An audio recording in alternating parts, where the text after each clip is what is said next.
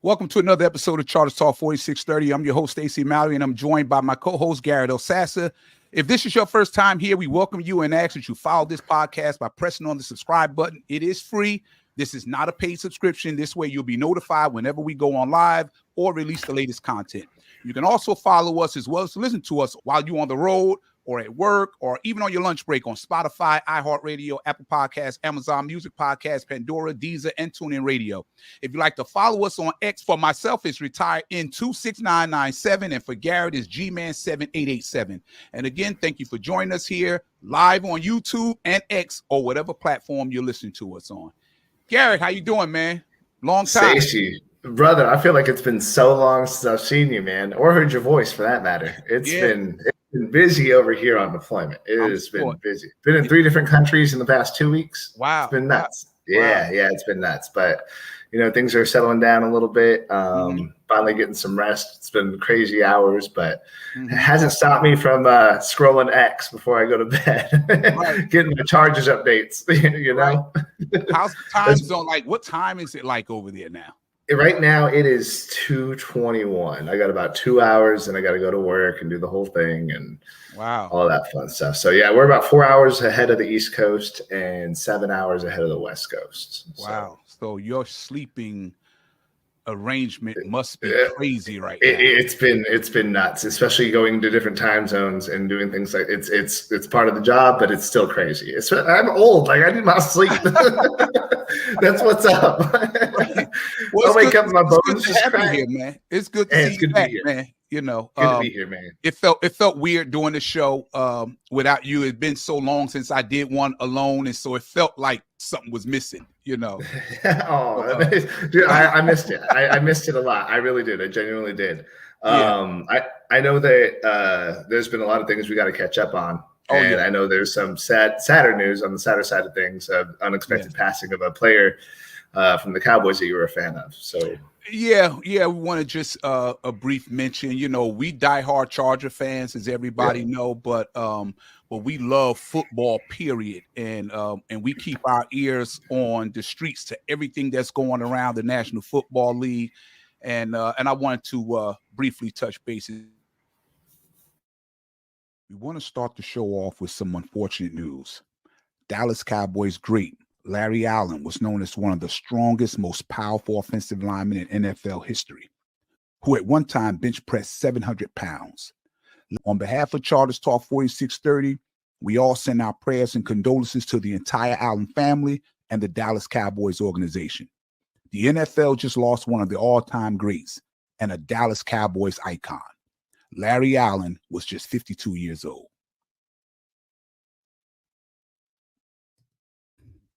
That was crazy for that to happen all of a sudden. 52, he's still young, but our condolences to him and the family and to the Cowboys organization.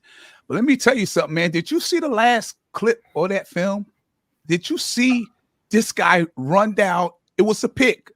Yep. And he ran this, I mean, for a guy, I believe, let me see, I have here, he's 6'3", 325 pounds.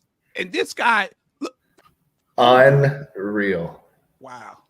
Oh, my goodness. Wow. Yeah, hustle, motor.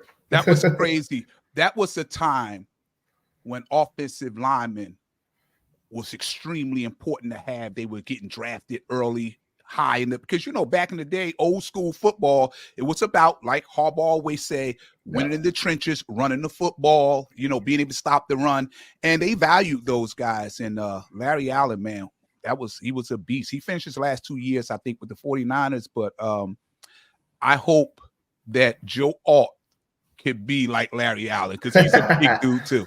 Yeah. Those are some big shoes to fill. Maybe not so literally for Joe Alt, but you know, because he's a big man too. So he's probably got bigger feet. But rest in peace to to Larry Allen, and without a doubt, condolences to that Allen family. On vacation, it's just sad, but yes, it is. Speaking of linemen, Corey Linsley finally hanging it up, huh? Yeah, man. Corey was signed by the Chargers in 2021 season, man, and was a great addition to the offensive line. As far as I'm concerned, he's one of the best centers in Chargers history, because Corey was, I think, his first season I think it was his first season with us. He made the Pro Bowl. He made second team All-Pro. And to no surprise to any of us, he was just released a couple of days ago and is expected to retire in the coming days. But Garrett, he did what was best for him and his health, and he also helped the Chargers save money with the cap. He didn't have to do that, but I have to say, man, that was an all-around classy move. Probably our only strong spot in our whole line. His last sack given up was in 2020, and it's the longest active streak in the NFL. So 1,572 consecutive pass blocking snaps. And that's absolutely insane to me. Years. I mean, obviously, kids, they can't go to the courts. And so what Corey Linsley and his wife do through this organization, it's a volunteer-based nonprofit, and it trains and supports citizens to advocate on behalf of the children that are underage. And Corey Linsley's quoted on this. He's like, they can't testify for themselves in court because they're too young. So that's what the advocate does. And I think that's a really, really, really important thing, because this guy is making all this money. He can do whatever he wants, and this is what he's doing to give back to the community. And I think that's huge, because we know how things are with children and the way they're coming up and how important an upbringing is. Him having that kind of influence on children as well as his teammates, it just shows the all-around character of him, and he's going to be sorely missed. Yes, man, these guys don't get enough credit. You know, we talk about what these guys do on the field and and play at a high level, but a lot of these guys do so much off the field for people in the communities, and building recreational centers and just helping out in so many ways, donating to different organizations that they don't never get credit for. You don't hear people talk about it, but Corey Linsley was a good man on the field, and an even greater man off the field. I think Corey Linsley, I know how tough it is to have a great center in this league. And we knew that. Remember when we had Pouncey? When Pouncey went down, you saw people constantly pushing the pocket up the middle in Phillip Rivers' lap. You know, Phillip liked to step up in the pocket before he delivered, and he was good with Pouncey. But when those guys are not there, you see what it looks like. So I hope that Brad Bozeman can be half of what Lindsay is until we get someone long-term to be at that position. Yeah, I sat there. I had all these stats pulled up. We've seen it. We all said we're Chargers podcast. So I don't need to rattle off stats. Everyone knows how good he was. I didn't know that he was that involved in such a dramatic organization. So that's him and his wife. Kudos. He's got a wonderful family, and you can tell the impact that he had on that locker room. Right, Corey Linsley. Thank you, man. Thank you for what you've done to our organization, and I'm sure the Los Angeles community going to miss you as well. What else you got for us, Garrett? OTAs are wrapping up, right? So I was thinking, I was like, all right, what's training camps coming up? What are we excited for, Stacey? And I think I'm most excited for this wide receiver room. I saw some polls on Twitter the other day where it's like, would you rather have the wide receiver room from last year, 2023, or this wide receiver room going forward? The results when I looked at it were 50-50, with like over 1,000 people that voted on it. Wow. I couldn't believe my eyes. And I think it's showing that shift in our mentality of what we're expecting as fans. Yes, we all loved Keenan Allen and Mike Williams. But after they went down, if they go down, there was nothing else. Had no depth left at all. With this, it's like, all right, well, we got Josh Palmer, we got Lad McConkey, we have QJ, which we'll touch on a little bit more later. Yes. And our young guns that we just got in the draft with Brendan Rice and Cornelius Johnson. And Darius Davis. But like, there's not like a steep drop from any of these players. They're all pretty consistent. None of them are that S-tier superstar yet. Yes. But they're all consistent. And so there's going to be no drop off if there's injuries and things like that. So I think that's what it is. So with that being my most exciting camp battle that I was thinking about, it's just, are we going to keep 7 receivers? Are we keeping Cornelius, Michigan alum? Are we keeping Brendan Rice, who's got a chip on his shoulder? Darius Davis probably locked in because special teams and the way he's been, you've seen the clips. He's catching everything right now. He's getting deep balls. He's being used as a gadget guy. But if we keep 7 wide receivers, I would be shocked. I'd be absolutely shocked. I don't know the last time the Chargers kept 7 on their 53 going forward, but it's just who's going to step up. The Quentin Johnston hype, that's going to be a thing. Lad McConkey's been making plays. It's anyone's game, and who's going to be 1, 2, 3? I think it's going to be an interchangeable piece, and that's what's going to happen based on scheme. Yeah, I think it's really interesting. Out of all the positions, this is the one that's the most intriguing, man, because you don't have one of those premier receivers. You don't have a Keenan Allen or Mike Williams, right? So being honest, every receiver that they got, I like everybody's skill set that they have. Everybody is bringing something different to the table. McConkey, fantastic route runner, blazing speed, and Lord knows we needed that. And he has really good hands. Brendan Rice, I just believe the way you hear this guy talk, the way, you see it, you feel and hear his passion. I can't imagine him not making the team. And I'm not saying that just because he's Jerry Rice's son. I mean, he was picked by Harbaugh and them for a reason. And a lot of people, analysts that were doing the draft, was totally shocked that he fell all the way to 7. So and then Cornelius, what's his name? Cornelius Johnson. I like him. He have a skill set that I like too. I don't want to be the head coach or the wide receiver coach. They have to make these decisions because I like all of them, and I know you can't keep all of them. It's going to be interesting to see how all this play out. Yeah, I in my heart of hearts, I feel like the safest one, if we kept 6 and had to cut one, would be Cornelius Johnson getting cut, because I don't think he's getting picked up by another team. Brendan Rice on namesake alone. Yeah, that's what I'm saying. I would rather, if we had to lose one, I'd rather keep Brendan Rice to see what he can do versus Cornelius Johnson. And that's just my opinion. But I'm not happy about it. It's not something I was by Cornelius. You know what I mean? I want to see all these people flourish because I'm so attached to every single one of them in different ways. Do you think Brendan Rice upside is higher than Cornelius? I think so. I think that Brendan Rice's upside could be Anquan Bolton. I think that's you said that before. I have, and I'm standing on it. And I think that if they use him, he's got that body. He's got that body, and he's not going down. He's gonna be one of those guys that makes that first guy miss, and he's capable of that big play. So that diversity, I think, kind of keeps him around, and I think we're all kind of rooting for him too, just because we know his story. And that's not to say Cornelius isn't important either. Right. I just feel I gravitate more towards Brendan Rice. I do too. Probably the easiest decision they will make when it comes to cutting wide receivers will probably be Simi Fehoko. He'll probably be the easiest decision to make, but everybody else got a certain skill set that I really like, man. Yeah. And we had no depth. You know it. You saw when Mike Williams went down, we didn't really have any kind of depth on the team. And Joshua Palmer, we thought he would embrace that role, but then he went down, and then we really were screwed after that. And he's still dealing with that knee injury now, and that's what the wide receiver coach when he was interviewing. And now we don't know to what extent he could be 90% and just monitoring. That's dealing with it, but high hopes for Palmer. And then someone we haven't mentioned, DJ Chark. You saw that no look pass? Oh yes, that Herbert had with him. Yes, we have that kind of chemistry with those two already. I mean, it's a packed room. It's crazy. It's crazy. Yes. Well, speaking of receivers, let's talk about Quentin Johnston for a little bit. Okay.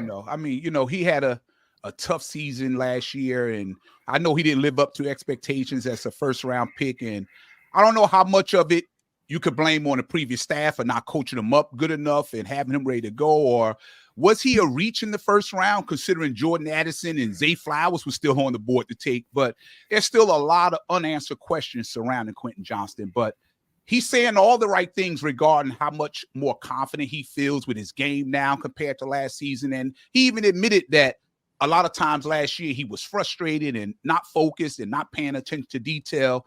But from all the videos he's posted, it appears to show he's worked hard this offseason on his mental. He worked hard on his route running and being able to track the ball in the air and get himself in position to make the catch. But Garrett, I think he's fully aware, although not having as many opportunities because of having a Keenan Allen, a Mike Williams, and a Joshua Palmer on the roster, he definitely didn't take advantage of those opportunities when they presented themselves. So I think you would agree, given where he was taken, Quentin has to make a big leap this season. I 1000% agree. I think that the coaching staff is doing right by him, giving him another shot. I think there's other coaching staffs that can come together and be like, nah, you're gone. We wouldn't have picked you in the first round if that was our position. Right. And I mean, we see the potential that he has. He's great after the catch. but we just don't know what he can do because we haven't seen it. He wasn't great against coverage last year. And but the receiving coach, when he came out and started talking after OTAs, he talked about how they were perfecting his route running on shorter routes. Mm-hmm. And I mean, you're seeing all these attempts with him, and they tried to feed him. It just, there was nothing there. Every time he caught the ball, I got excited. I was like, oh my God, he caught it. So let's go. And then, I mean, right there, then it's like right there for him. Yeah. There's a lot of highlight reel plays that he could have put together his rookie year. And sometimes it just takes a while to put it all together. And whether it's the coaching staff or whether it's his own discipline or his own mentality, I think that now if they can't get it right, he's had every chance. Like the Harbaugh system, the coaches they brought in, they're taking care of him. They're talking about perfecting his route running. They know exactly what he needs to fix. And if they can't fix him, then I mean, I think year two's his boom or bust, right? Yes, this is a big year for him, man. And remember when we had Kenneth Murray last year, right? I never want to call him K9 because he never lived up to expectations. So he's always Kenneth Murray to me because he never turned into that player I saw on film from Oklahoma. He never was that player in the NFL. But I think when Derwin or a few other, we had a lot of injuries on the defensive side and they gave him the dot. He did get better. He did. At knowing where he was supposed to be, trusting what he was seeing. So I'm hoping that, it had to be rough and I'm not making excuses for Quentin Johnston. He definitely didn't live up to expectations. But when you have Keenan Allen and Mike Williams in front of you, he wasn't going to, coming out of college, even drafting the first round, he wasn't starting over either one of them. That's why I felt like it was more like a reach because you had Addison on the board and you had Zay Flowers on the board. I think I'm assuming with Telesco, you brought him in knowing that he probably was at best going to be the third stringer. If he was going to beat out anybody, it would be Joshua Palmer, but not Keenan or Mike Williams. And when he finally got an opportunity, he just didn't seem interested at all to me. And he had problems separating too, getting separation too. That's why you saw all the short stuff. And everything was challenged by the defender because he couldn't get separation. So I'm hoping like with Kenneth Murray last year, I'm hoping now without the pressure of having Mike Williams and Keenan Allen in front of him, that he now will embrace this role and step into and be the player that we all thought he would be when he got drafted. Yep. I just think that it requires some tweaks. But he was up in Seattle with DK, and he helped him perfect some of his route running. So, I mean, the pieces are there. The coaches are there. Yeah. Can we put it together and watch him flourish? I'm optimistic. Why not, right? Like it starts today, as Jim Harbaugh would say. So I think that he's taking that on board. He knows about that Green Bay game. He's very aware of what's being said about him. So it's up to him, Yeah, my final take on Quentin is that he's taken a lot of heat from Charger fans and from analysts around the league that he's a bust, he's a bum, people don't want to give him a chance. And, you're forgetting we had one of the most horrible coaching staffs, in the league last year. And pretty much other than Khalil Mack and maybe Keenan Allen, everybody played horrible under that coaching staff. So I say, after just 1 year, I'm not ready to write them off, but having good hands, of course, that's important, especially when you're a wide receiver, but it's more to a wide receiver's game than just catching the ball, right? Can you run good routes? Can you block? Can you just make more plays than not? Like, drop issues should never be just the focal point of a wide receiver. Quentin Johnston definitely needs to improve his all-around game. Does he need to cut down on the drops? Absolutely. Do I think with better coaching, he can clean them things up? Absolutely. But Garrett, I'm saying it's no different than a quarterback that throws picks all the time, or a running back that keeps fumbling the ball, or a lineman that miss a block, or a defender who miss a tackle. Players at every position should always be trying to improve areas in their game that will make them better. And I think they need to cut him some slack. And let's see, with an improved coaching staff under Jim Harbaugh and guys, let's see what Quentin Johnston looked like this year. I think that we have nothing but excitement for him. We're all rooting for him. I don't know if there's anyone out there that's rooting for him to fail. If they are, that's corny. Yeah. We're on his side. We're cheering for him, and we want to see him do well. So let's hope he can. I just to your point, I think that, like, was it a reach in the first round? Yeah, because why would you draft somebody you want to start third or fourth in the depth chart in the first round? That doesn't 100%. Make any sense to me. 100%. Which is why, Tom Telesco, not there anymore. So. Yes, right. One more thing. This is just for people because I follow a lot of people and I look at what people saying on social media. A lot of people are like, he's a bum, he can't catch the ball. I've seen all kind of crazy pictures and memes they put up with him trying to catch a ball, but let me just play this little clip just so people could realize that Quentin Johnston is not the first guy to drop balls. Let's look at a guy who's pretty special in this league that also had that same issue.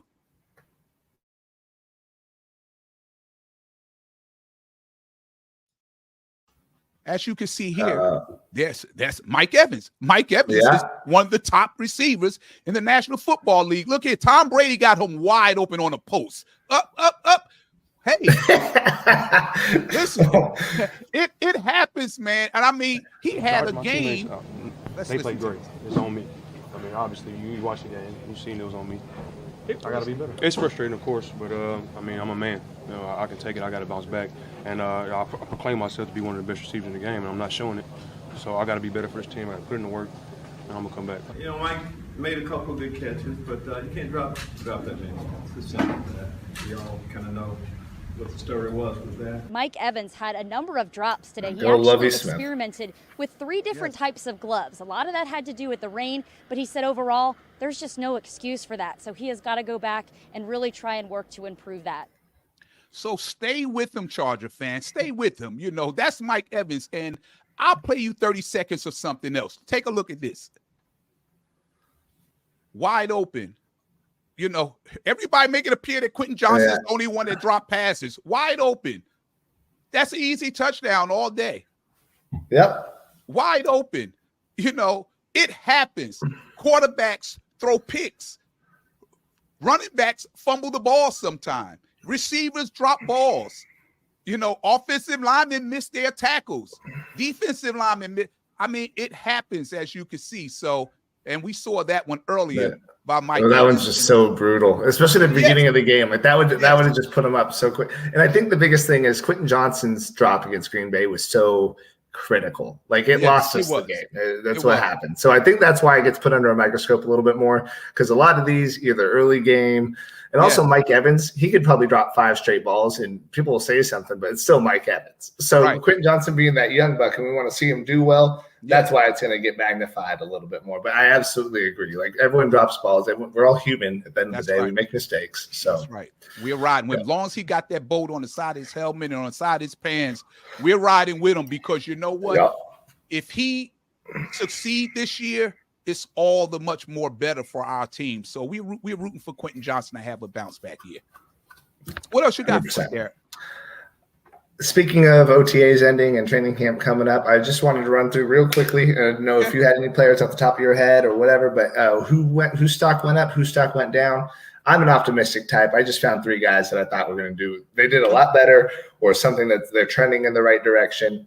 And I'm going to start with DJ Chark. I alluded to him in the wide receiver camp battle. That no-look pass, it just stuck out to me. If you're having that kind of chemistry, he's never had a quarterback like Justin Herbert.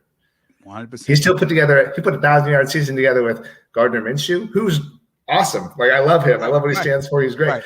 But it's not Herbert. And if we had this kind of playmaking ability on whatever 3 wide receiver, 4 wide receiver sets we bring out, 5 wide receiver sets, Herbert's gonna have a heyday. And we got Joe all on the other side of the like that. So I just think DJ Chark, like we brought him in. It looked like, all right, what's going to happen? He might actually be that guy for us. We're all worried. We're wondering who that one receiver is going to be. Yes. It could very well be him. All right. And then also Joey Bosa. This isn't some crazy thing. He took his pay cut. But there's no talks of Thule or Bud Dupree taking first team snaps with Khalil Mack. Like he's there. He's had his injury history. But the thing is, last year before he got hurt, and I don't know if many people realize this, his sack per game ratio or his stats compressed were so good. He was going for a career year. Him and Khalil will probably be both in the top 5 of edge rushers going into the ranks this year if he stayed healthy. Playing with a broken toe is disgusting to even think about. I don't know what that would do to me. So the fact that he tried to toughen it out is awesome. And I think he's coming back with a different mentality. He's not that loud, crazy guy. He's taking a note out of Khalil Mack's book. He's just like, you know what? I'll show you. You remember that clip when the reporter asked him something and Khalil Mack's like, you know what? Yeah, I'll show you. When he walked off the set, that's what Joey Bosa is going to do. I don't think he's going to talk about this is the healthiest I've been. This is all that. No, he's ready to go. And I think if him and Mack play a solid 15, 16 games together, this defense is going to be special because we know what sacks do. If you're a team that's known for sacks, that quarterback's going to be nervous. Yes. That's picks. That's everything. That's bad throws. Everything else is going to follow suit. Yeah. I can't wait, man. I am excited about the defense, and I know they're not saying much about Thule, but I know someone who love Thule is Jim Harbaugh. He couldn't stop talking about Thule, and how Thule knows. He know that Minter want Bosa and Khalil Mack to be coming off the edge. He knows that. But what Harbaugh kept saying to Minter, he's always the first one jumping in line, being the first. He knows how to get Harbaugh's attention, and I think he's doing that on purpose to say, hey, look, I love Thule. I think between him, Bud Dupree, Matt, Joey Bosa, hey, listen, man, you're not just going to be able to just sit and be comfortable in the pocket anymore. And it's excellent depth, too, because, of course, Joey Bosa has an injury history, but we had a lot of depth now that we didn't have the last couple of years. And to that point, you just listed all 4 of those edge rushers. I don't know if you've seen these videos or screenshots. They have packages where you have Bosa and Mack on the edge, and you have Bud Dupree and Thule rushing the A gap. And I mean, it is insane. It's this NASCAR package that they do, and when I see that happen on the field, that court, it's over. Just don't even snap the ball. Call a timeout. Do whatever you got to do because you're not going to block all of them. No. Right. And I think that just gets me so excited because you already know Jesse Minter is in his bag, and he is going to show us what he can do with these exotic blitz schemes. Simulated pressure with all 4 of them on the field is going to be insane.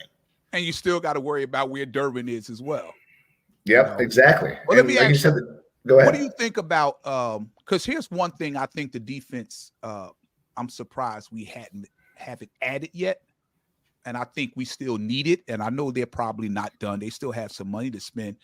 A big defensive tackle. Because, I mean, I've studied film on Poona Ford, and he's a big body, but and he makes some plays, and he could at times he have moments where he's disruptive, but he's not a starter. He's not going to be out there for 3 straight downs and going to put that kind of pressure in the backfield or on a quarterback. So when it comes to stopping the run, you need a big body up there too. I mean, I like Egboibi. Yeah. But he's not a big body. You know what I mean? He more like a Michael Strahan type. When it's time to get on the line and, and stuff that run, I'm still expecting them to find somebody with a big body that can help out on that defensive line. I think they kind of went into this team and kind of knew that there's spots where they're not going to be able to fill every hole. I mean, maybe they do. We know how this goes. And when cuts happen, maybe we can find a big body because I agree with you. I think that Poona Ford, he's kind of an enigma to me. Like he's had great years and then he's had not so great years. Yeah. But I think that he's in the position to succeed next to Morgan Fox down there. And I think our interior, but like you said, we're paper thin. So if somebody gets hurt, who's coming, and we have a Boybe, hopefully he can start to show out. And we'll see. This is why I'm having this conversation now because it's fun to compare. Like, hey, OTAs, no pads, you're in T-shirts and a helmet. Yeah. But what happens when you put the pads on? Boybe can be one of those guys that's always in the backfield. Maybe he just figured it out, Yeah. And we're starting to put together this D line, or they're going to be like, hey, we need someone. Yeah, because think about you go against the Baltimore Ravens, right? Yeah. And they always have a big physical offensive line. And they have Derrick Henry, mind you, in that backfield now. Those guys will move. You'll be 295. You'll get moved off that line. You know what I mean? So you need a 320-pound guy that could take on 2 blocks. So that's what I'm kind of like looking for them to pick up someone. And that, Poona Ford is a big body, but he's never been really a starter. Yeah, and if Ortiz has shown us he's not done. He's never done. So no matter what, I'll be checking my feed. I'm like, did we sign anyone today? Because it's a real possibility that there's a day where we just bring someone else new in. That's what I was surprised about, because I thought when June the 1st got here and you had those cuts, I thought we was going to see a lot of action going on. And it really been quiet though, and I'm surprised. I think it'll be more so that when the actual roster cuts start happening, we'll probably see what they'll be scouring that market and filling in some pieces. Yeah. I also had one more is Troy Dye. Okay. Yeah. He's got signed in like special teams. Neat. Yeah. Awesome. Cool. Yeah. He's taking first team reps. They are anyway. Yeah. So something. Yeah. And so that's all I just wanted to say that. I thought that was very interesting. Yeah, I did too. Yeah, so Troy Dye, if he's out there and he's showing out, then what a find. That's awesome. I'm with it. I don't care. Like I said, I don't care what it looks like. I don't care what personnel package you have on the field. If we're playing at a high level and we're winning more than not, our battles, our one-on-one battles and I'm all for it. I'm all for it, I had one a friend of mine that was talking to me a couple of days ago, and he told me he watched the podcast for the first time, and he was like, you really excited about your Charger. And I know you're a Charger fan, but you really think that Harbaugh is going to do with the Chargers what he's did everywhere else. And I told him, I said, if you look at the moves that they made, I get it. Some of them, probably most of them, they are risky. They are good players that played at a very high level, and some have played at a Pro Bowl level since they've been in the league. But the reason why he was able to get them on cheap 1-2 year deals, because they have injury history. But if you could keep Gus Edwards and J.K. Dobbins and Joey Bosa, if these guys could play 14 out of the 17 games, that'll make a huge, huge difference. And on top of it, we're loaded with depth, because whenever a starter go down, we was always in trouble. On the defensive line, if a starter go down, you're in trouble. If the wide receiver, Keenan Allen go down, Mike Williams go down, we're in trouble because we had no depth. And Joe Ortiz done a great, fantastic job of building depth on this team. So I know it's a risk this year because a lot of the guys have an injury history, and that's why they came cheap. But man, if you could keep them pretty healthy, I think, man, these guys, I think we'll be in at least a wild card. Yeah, I love that. Everything you just said. It's 1 year. That's what we had to do. We were pinched with salary cap, Yeah. And if we have all these holes, how you fill one of them with a superstar, and then that's it, or you fill all of them with some coupons and hope it works out.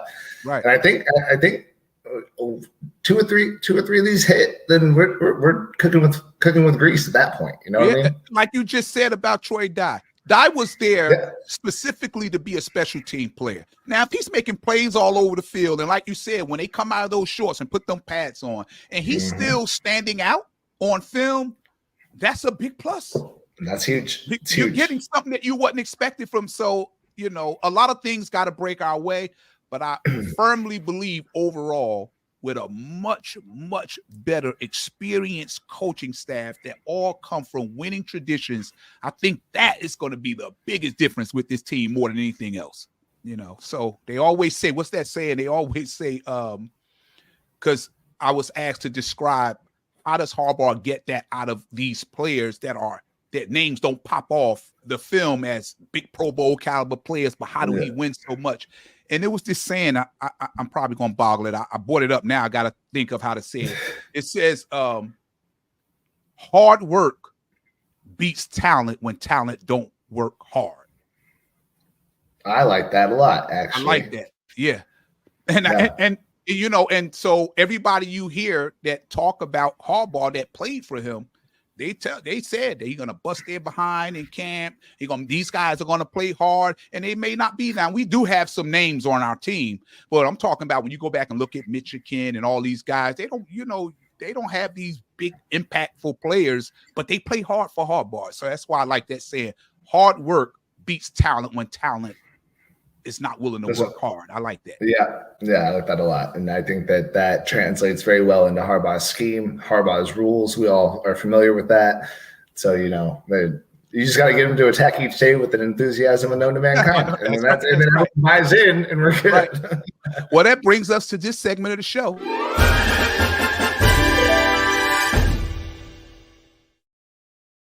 For us. I'm never going to get tired of that. All right. Let's get down to the conundrum. Let's get down to the nitty gritty. Ladies and gentlemen, and people that are listening, viewing, whatever, we appreciate you all. I'm not going to do a conundrum today. As we all know, it's June. It's Pride Month. I send my support, love to everybody that I know that's celebrating this month. It's awesome. But it is also Men's Mental Health Awareness Month. As somebody who's currently serving in the military, where the occupation is really high in suicide rates, as well as my partner Stacey, my partner and friend Stacey, he and I are very aware of the strain on mental health that the job, the occupation has on us. So I'm just here to talk about a few things. I know men are supposed to be the stoic, not show weakness, be the strong, like tough guy, especially as we're talking about football. But there's a time and a place for that. And it's also okay to talk about your issues. It's also okay to feel like you're not having the best day. I want everyone listening right now, between me and Stacey, if you have anything going on, if you just want someone to talk to, hit us up, hit us a DM, hit a comment down below, whatever you want. In the military, we talk about suicide prevention, and it's just the numbers are the numbers, and one life to suicide is too much. The suicide hotline, 988. If you call it, if you need help, just do that. Don't keep things bottled up. Just have a simple conversation. And on the other side, if you're feeling good, if you're looking good, if you're doing whatever, and you see somebody, be nice to them. Open the door for them. Let them know their shoes look nice. Unless you're not wearing some fake Jordans, don't tell them the shoes look nice, all right? But give them that compliment. Let them know, because that can go so far in someone's day. And that will keep somebody around for that one more day. And maybe they get something that's life-changing. Because we never know what someone else is going through. We don't know anyone else's struggles. A simple conversation or a compliment can go so far. Create those bonds. Reach out to friends. I love you all. And that's it. That was great, man. That was that's really some life-saving information. Too often we are looked at as men to not show emotion. Yep. And to not say to somebody, I'm hurting, I need help, because that's not the manly thing to do. Suck it up. You're right. But I retired in a career from law enforcement, and over my career, I seen and worked side by side with so many good guys that we would be laughing and talking and having a good time and talk about sports. And then we have roll call the next day. And then, the captain is letting you know that officer so-and-so committed suicide last night. And you're like, you didn't see anything. You